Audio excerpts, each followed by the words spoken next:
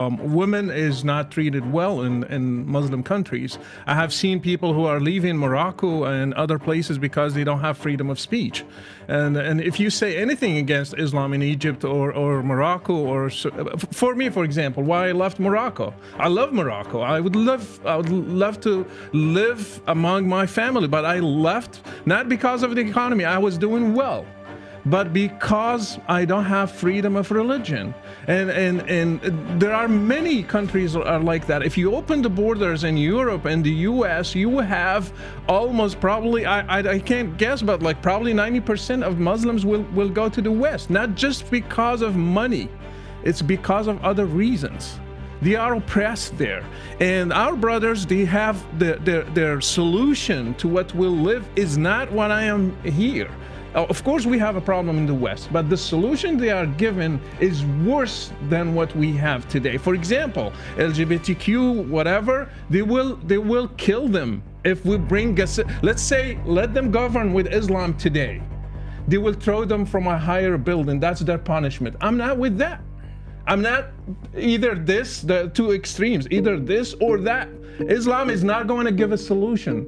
Why we have human rights in the West? Why everything we are enjoying today, it came from the West? For example, women's rights came from the West. Abolishing slavery came from the West. Freedom of speech, freedom of religion came from the West. You name it, just give me anything. Democracies came from the West. So they want us to live under an authoritarian system, and you cannot even question it. And if you say anything against it, you will be condemned to death. For example, if I say Islam is not the right way to God, I cannot say that in a Muslim country. I will be punished for that. So we are enjoying freedom of speech, freedom of religion, democracy. We can say our opinion. We can have a podcast like that without a problem. Guess what? In Morocco, when I became a Christian, we met as Christians in closed doors. We couldn't sing.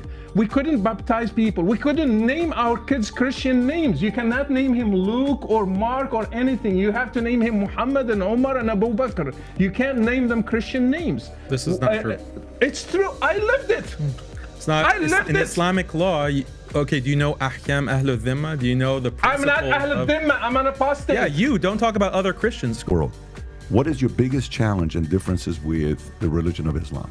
Well, you know, probably the main thing is the sanctification of violence and the idea that God will bless and even calls upon the believers to commit acts of violence under certain circumstances. Like Rashid here is an ex-Muslim, and so under Islamic law, as it's traditionally and classically formulated, he would be put to death. Muhammad said, anybody who changes his religion, kill him. And it's still the position of all of the schools of Islamic jurisprudence, Sunni and Shia, that the apostate should be put to death. Now, obviously, this is not something that means that every apostate has to always go around watching himself, because you have to have somebody who's willing to do that. But those who do it, they think, well, now I have done something that Allah has commanded, and He will bless me for doing it. And me, myself, because I was standing up for the freedom of speech, 2015, Pamela Geller and I put on in Texas a Muhammad art exhibit and cartoon contest. And it was actually, we featured a lot of classic Shiite Persian art depicting Muhammad, as well as contemporary art that was from a more critical standpoint. And a couple of jihadis came from Phoenix, key members actually of the Islamic Community Center of Phoenix. One of them was featured in a recruitment video for them, and they tried to kill us. And so I actually would be also under a death sentence just for drawing Muhammad and for sponsoring people who do, which I did not in order to cause gratuitous insult, but to defend the freedom of speech and freedom of expression, which is the foundation of any genuinely free society. Daniel, what would you say to that? What's your response to that? Yeah, so just a few points here. Number one, it's interesting how we want to talk about Islam as a religion, but the religion is 95%, like what Jake mentioned. It's about worshiping God, being devoted to a righteous way of life, loving your neighbors, taking care of your parents. That's what 95% of Islam is about. Yes, there are criminal punishments, which we're going to discuss. There is conquest, there is war theory, there's all of this in Islam. But it's interesting how when a conversation is about Islam, we focus on that 5% instead of the 95% of what Islam is about. We don't see this kind of double standard with like Christians. So if you have someone like Matt Walsh is a traditional Christian. There's slavery in the Bible. There's punishment for blasphemers in the Bible. There's killing of heretics in the church tradition. There's no discussion of that with Matt Walsh, right? Or Ben Shapiro. There is killing of blasphemers in the Hebrew Bible. There is, punishments for apostasy in the Talmud. There's no discussion of that with Ben Shapiro. You can talk about, other values, and that's what the discussion focuses on. But the Islamophobic narrative is just lasering in on these specific topics, which is fine. We can discuss that, but I just want to note the double standard. So the other framing of this whole discussion that I want to put out here, though, is that I'm wondering, like this standard of, there should be no punishment for blasphemy, for example. Let's just put that out there. There should be no punishment for mocking and insulting a religion, attacking people's values. Is that coming from a Christian perspective? Is that coming from is that coming from the church tradition? Is that coming from the Bible? Because when we look at the Bible, we see in Leviticus, we see in Deuteronomy that blasphemers should be put to death. Even if you entice, the Bible says, if you entice like your son or your daughter or your wife entices you to worship other than God, then have no mercy.